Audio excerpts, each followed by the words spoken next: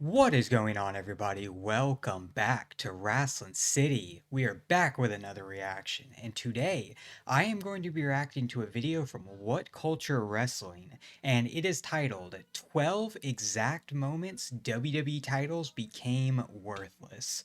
I saw the title of this video, I was scrolling through their feed, and I was like, ooh, I have got to react to this one because I can think of a few different moments in which you can almost precisely time when those titles became worthless.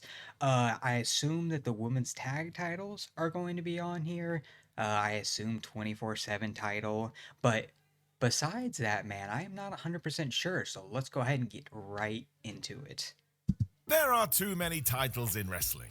Doesn't really matter the promotion. We have got to levels of boxing, and too many belts do indeed spoil the sport. That's It should fair. always be less and more, and it soon becomes that most individuals have championships, and then it's like tattoos. It becomes more unique not to have one. Sadly, most companies still pick and choose which ones they would like to push, and after a while, if you do forget about it, it just becomes a trinket. It's sad. So what championships have fallen foul of this? I'm Simon Miller, and let's find out. Number 12, the $1 million title. Now, to be fair, this was always little more than a gimmick. Before it made a random comeback onto NXT, the $1 million belt was just there to make you hate Ted DiBiase. He felt he was hard done by when the World Championship was stripped of him, so he used his vast resources to create his own. Boo that man. It did lead to a very special moment at SummerSlam 1991 when former bodyguard Virgil won it, but after that, well, no. Yeah, it wasn't really any valuable to begin with, so I don't know how it could, the exact moments it became worthless was kind of when it was created, you know? I don't think it was meant to be taken seriously, so, I don't know if this should be included on here, but I don't know. Maybe y'all disagree. Eventually, even Ted didn't speak about it because he became the WWF Tag Team Champion. And then we got to 1996. Bam, whoopsie daisy. From nowhere, Steve Austin had the gold. This was because DiBiase had brought him into the company as the ringmaster. And to try and add some creativity to this, we used the title. That's right, too. WWE thought the future Stone Cold needed extras. It's ridiculous. Given the character was very much just their fans didn't care about the belt either, because why would they? It was all presented as very middling. In May of that year, the $1 million man was no longer Steve's manager, and therefore the prize was gone too. Austin then won the King of the Ring, and yeah, we were never gonna revisit the rest this. is history. There was no need. It does have nostalgic value today, and you can buy a replica one for your collection. It really is just a footnote in history now, but hey, it worked for a while, sort of. Just never really had the same magic as a proper world championship. Number 11, the hardcore title. So for a while during the Attitude Era, the hardcore title was ace. The 24/7 rule allowed wrestlers to be super involved in the show, and it was really fun on occasion. Look at Crash Holly, he made an entire career out of it. What we don't talk about, mostly because it feels too surreal, is that in 2001, The Undertaker won the title. Yeah, man. So once that the 24/7 rule ended, we got to see Undertaker's champ, Kane was champ, and at one point for the hardcore title, we got Undertaker versus Jeff Hardy. Just think about that. For the hardcore title, and it was at a pay-per-view as well, and it was a pretty good match. Crazy. I wonder when he says it's going to become worthless, though. I'm not kidding. Look, there he is on the screen. We did it. He did have some right bangers thanks to the likes of Vengeance Day 2001 when he went toe-to-toe with Rob Van Dam. And there was a story here. Jim Ross would often tell us that the 24/7 rule was basically null and void during this period because nobody would be silly enough to try and pull this on the dead man. Maven then eliminated the Phenom from the Royal Rumble, which caused shockwaves, and hey, WWE did sort of pay this off. Come February on SmackDown, the tough enough winner defeated Taker. I remember that finisher. Thanks to The Rock, of course. Nothing has actually changed in 20 years. As much as Maven should have got a bigger push overall, this did sort of signal the end of that belt. It was never really featured in any prominent position again. Number 10, the 24/7 title. Of course. While R-Truth and sometimes Reggie made this a delight, you can make the point that the 24/7 title was always a little bit off. I mean, it didn't really make much sense. I mean, when it first debuted, all people could talk about was how ugly that belt is with the green strap. I mean, it was doomed from the start, but with the 24/7 rule being brought back, in the beginning it was really entertaining, especially I think it reached its climax, you know, when it was with R-Truth was feuding with Drake Maverick. I remember they had some crazy segments. I think like R-Truth came into his hotel and like pinned him in his sleep to win back the title. There were some crazy moments, but it quickly got old. It sort of does tie into the above, as it was WWE rehashing the hardcore belt, but Hmm. being way more on the nose with it. Look at the thing too. How could anybody care about that championship? It's disgusting. Ugly. The real kicker was how Titus O'Neil won it though. He was the first guy to be Mr. 24/7, and to do that, he quite literally picked it off the floor. Oh, Not yeah. kidding. This was because that was the rule set, and as Titus was faster than the rest of the chasing pack, he was now the champion. So we just told everybody not to take this seriously. Just to make it more confusing, Bobby Roode then rolled him up instantly for a 3 count, and that meant it changed hands. What the flub is happening? To make sure he wasn't beaten, Bobby then Not went and kidnapping him. Oh dear. Again, R-Truth deserves all the praise because he went out of his way to make this entertaining, but it was already past the point by then. The WWE wasn't going to give a damn. Why would you? That's half the battle. He did his Now, best. in the WWE Speed titles. Quick fire round. Name the WWE Speed champions right now. I bet at least one of you Dragon thought Lee Ricochet. Nope, that was Candice ages LeRae. ago, and now he's in AEW. I won't go too much into the names because I'm sure they've changed hands already by the time you've heard this. But if you did think of Candice LeRae and Dragon Lee, you must watch Speed on Twitter. I mean, it's quite literally the only way you could possibly know. We have to mention the social media platform too, because it's the sole reason it exists. It's why you don't see it on Facebook or TikTok. Speed was bought and paid for by X, and that's why WWE does it. Money. I have nothing against that either, and the That's fast fair. concept is fun, but the titles are just there to give the mini tournament structure and something to aim for. But I don't get it. What's the issue with that? I know a lot of people don't enjoy it, but if they're not doing anything anyways, like Candice LeRae's not I think she's doing something now. Isn't she in some sort of tag team or something? But the point is that it gives them a little bit extra to work with when they don't have anything on the main shows. I don't see how that's an issue. But I know a lot of people don't like it, so yeah, I guess it didn't have any much value to begin with. But those matches do get a couple million views per match, so I understand why they do it. That's it. Even when wrestlers win this, they don't carry the belts onto a Raw or SmackDown, and that should really That's draw a line weird. under it. They were born into the world on February and August 2024, respectively, and that was sort of the beginning and the end. They're just living in a championship world, man. It's kind of nuts. Number 8, the women's tag team Yeah, I titles. knew it was As gonna of be me on here. speaking, the women's tag titles are making a great recovery. Something we should point out, this can always happen. You just need to dedicate some time to it. With that said, when the women's tag team titles were born into the world, they quickly became stupid. WWE noticed Quickly. they didn't have any female teams, so just threw people together and went with it. I mean, do you remember when Rhea Ripley and Nikki Ash were the champs? Like or Ugh. not, because it came and went so fast. Bailey and Nikki Sasha Banks Ash, did a bro. fantastic job when they won them in 2019, but guess who they lost them to? Nia Jax and Shayna Baszler. It was like we were pulling names out of a hat. For We can real. carry this on because Zelina Vega and Carmella did the same, as did Asuka and Charlotte Flair. I mean, I genuinely don't have that memory. I don't remember suppose that it was either. 2022 when things hit a wall because of the madness between Naomi and Sasha Banks. They walked out of WWE for reasons we still don't know. And it almost felt like punishing the belt is all management had. I shall keep my fingers crossed that the current trend is the way, however. It is so much It's better. getting better. We still did need to do some serious rehab. Number 7, the US title. So of course we mean the WWE version, in case you forgot the title of this video. Ever since it came across from WCW, it's never really felt like it meant something. But even today, we always feel like we're on the cusp of more. But nope, stupid roller coaster. John Cena did a great job with it Yeah, in 2016. that's fair. The real confused point was when Bret Hart won the thing in 2010. Oh. Now look, the Hitman is my favorite wrestler of all time, but this was not the choice to make. Bret couldn't even wrestle when he returned He to couldn't do WWE. anything. He wasn't allowed to bump. It wasn't So I saw some sort of like stat that said when he faced Vince McMahon at WrestleMania, 26 for the US, or was he US champ by this point? Basically though, he couldn't take any bumps because he wasn't cleared to compete in the ring. Which I get if you want to just do Vince versus Brett as an attraction match, but around this same time period was when he won this US title. And why would you make your champion somebody who can't take a bump? I don't even know how he lost it. Like, how are you going to go about, like, a singular pinfall? Or, like, a roll up? I don't even know if he could have taken that.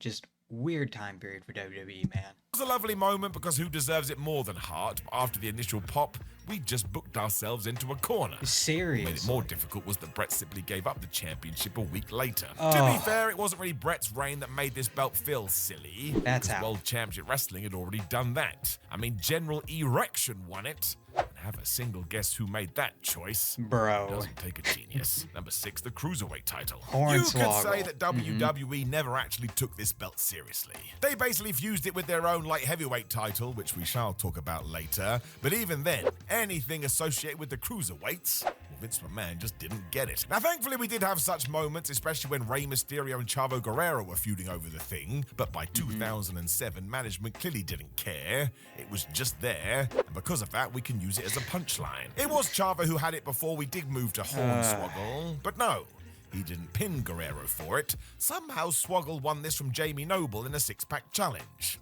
Don't overthink it, this is just what we did. He never defended it properly either, and by Crazy. September, Vicky Guerrero just shelved it for good. Don't ask me because I don't know. Given that abominations like Oklahoma had won it in WCW, I suppose it was long dead. But anytime this was defended in WWE, there was very much a feeling of shrug emoji. They didn't Way care better at when it did all. return in 2016, but even then, still sort of faded into the background. Number 5, the Divas title. Thank goodness we did this. WWE was way too late, but imagine having the Divas championships today. It would be like the men fighting over the Uptight title. What is that belt, bruh? I mean, I get it. The Divas title, man, you had a pink butterfly to represent the women.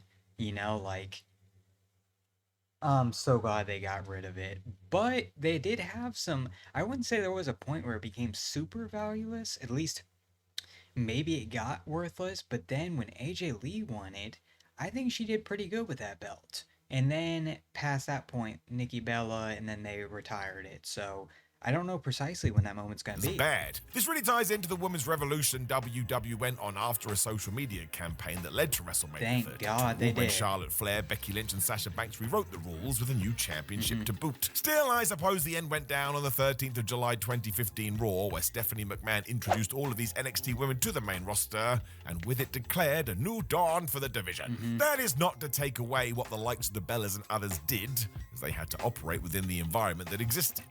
There was no going back after Stephanie had basically said, yeah, we've screwed this up.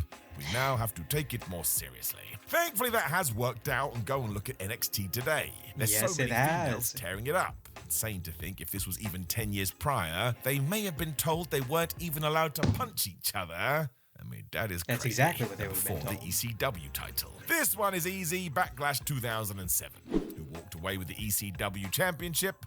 Vince McMahon. Now, yes, this was the WWE version of this belt, but still, the promotion had rebooted ECW before making hardcore fans cry, which is likely why this happened. Vince wanted to piss that crowd off, and boy did he. He even wore a do-rag. Durag Vince was a menace. Crazy moments. If you haven't seen one of those videos that like talk about this and have this Durag Vince moments, you need to do yourself a favor and watch those. Or maybe do yourself a favor and don't watch them, because this was a awful time period for WWE or ECW in particular. Maybe I'll do it. Maybe I'll find a video to, that talks about this that I can react to. If y'all want to see that, let me know down below. Awful time period. That's very precise moment when this title became worthless. If you go and watch the TV, the whole product goes downhill from here because you just can't take it seriously. The 3 initials were just that, and by 2010 we shut these doors forever. Go and listen to Rob Van Dam talk about this. He was all for the rebrand until he realized exactly what it was. I mean, the fact in July 2006 McMahon made the call to have the Big Show win the belt from RVD just sums it up. It's not what people wanted to see. That was just Raw, and we had Raw. At the time, sometimes Raw Big was Show not was very okay in good. ECW. Number 3, the European title. So D-Generation X did this deliberately. Also, I assume. While it does Sorry, I had to pause the video for a second. sound mad, in 1997, when the European title was launched, it got the serious treatment. This was meant to be a belt wrestlers wanted. An initial tournament ended wonderfully as the British Bulldog defeated Owen Hart, and for a whole year it stood up, which is when Shawn Michaels won it at one night only. Now there is a story to this because Davey Boy Smith was meant to walk away with the gold Yup. before HBK pulled some strings, and then come December, what a joke. Because then Raw General Manager Sergeant Slaughter told the DX friends, Triple H and Shawn Michaels, they would have to fight over this championship as a way to kind of divide them. Oh, I didn't know this was do for the that. title. Instead, they had a joke matchup until Michaels lost on purpose. Yeah, so apparently British Bulldog was supposed to win this match. And as soon as he lost it, I didn't know this was for the title. I've seen this match before. Basically, Shawn Michaels like lays down and then Triple H like runs off the ropes and then he keeps on running from side to side like he's in a video game and he's stuck in a glitch, you know, like he can't stop running. I guess the analog stick is broken or something like that. So yeah, I didn't know that. That is awful for the value of a title. So I could see, but it lasted another probably what 4 or so years past this point. I don't know what they did in between them. All I remember is Perry Saturn being champion. So Hunter could become the champion. I mean, it was ridiculous. It was also entertaining, you can't pretend otherwise, but in terms of the title, yeah, it was now pointless. Even when the likes of D'Lo Brown and Oh, Kurt and Angle Kurt. went to war with it, it never got its credence back. And in 2002, it was unified with the IC title, never to be spoken of again. So there's no real chat to be had. It died on this night. Maybe intentionally so. Number 2, the old women's title. So before the Divas Championship became a thing, the WWE did have way a cool. women's title. That's what it was called. It can be traced way back to the likes of Alundra Blaze, and you had Sable and Ivory contesting over it. Man, did it fall through the floor in 2000. Of all the people, manager Harvey Whippleman won it. This was the 31st of January Raw, where he defeated the Cat to become the champion, and then days later on SmackDown, he lost it to Jacqueline. That was that too. There was no real story. We just did it. It meant we only pulled the trigger because Vince McMahon thought it would be funny to see Harvey in a wig. It's one of those moments you realize how terrible WWE could be. Seriously. And of course he wore makeup too. It's hilarious. Good We even shit, called him pal. Hervina, and WWE were lucky Trish Stratus and Lita came along. They were able to sort this, but the seed as to what the women's division would become was not good. That is a cursed image. Oh. It said Hervina, didn't it? Jeez, man, I'm so glad we're past this time period and the women are getting the respect they deserve. Because even besides this, it still wasn't treated as having very much value. Very much needed for them to move on past this time period. I mean, all of this was absolutely preposterous. Number 1, the light heavyweight title. It never had So we value have to sort of begin talked with. about this already because, yes, after the WWF had seen WCW's cruiserweight division, they were like, well, if they're going to have high-flying wrestling, we better have some too in the World Wrestling Federation. It actually started off great because Taka Michinoku was the first holder of the light heavyweight title. And that just meant he offered something totally different to the rest of the roster. That was the whole idea. That was a Even plan. Christian defeating him for it in 1998 worked because that guy was a star. When we got to November, guess who won it? That's right, Gilbert. Now, this Gilbert. character did have its moments. When he was used in the 1998 Survivor Series tournament as Dwayne Gill, it was a good story beat. And even when he came to poking fun at Goldberg. I mean, it was a bit lame, but fine. It was just the way. In no fashion should this gimmick ever have been taken this far, though. title's And because inside he out. was considered a joke, so was the title. Amazingly, he held this for more than 400 days. 445 days as light heavyweight champion. If that doesn't tell you how worthless this title was in Vince McMahon's eyes, I don't know what else will. Gilbert as the light heavyweight champion for over a year. That's painful. That's mostly because the WWF forgot about it, which stung twice as much. When we did get going again, the likes of Dean Malenko, Scotty 2 Hotty, and X-Pac kicked off big time, and of course that ruled. But let's face it, you were never going to get past Gilbert, and by 2002, this championship was officially dead. Nobody of the championship. Yeah, man. So that is actually the first video I have reacted to from What Culture Wrestling, but I plan to do some more because this was a pretty entertaining video. Some stuff I didn't know, like the European title, but some of them I disagree with. The Speed title, I think, has its own place currently, and some of them just didn't have any value to begin with, you know?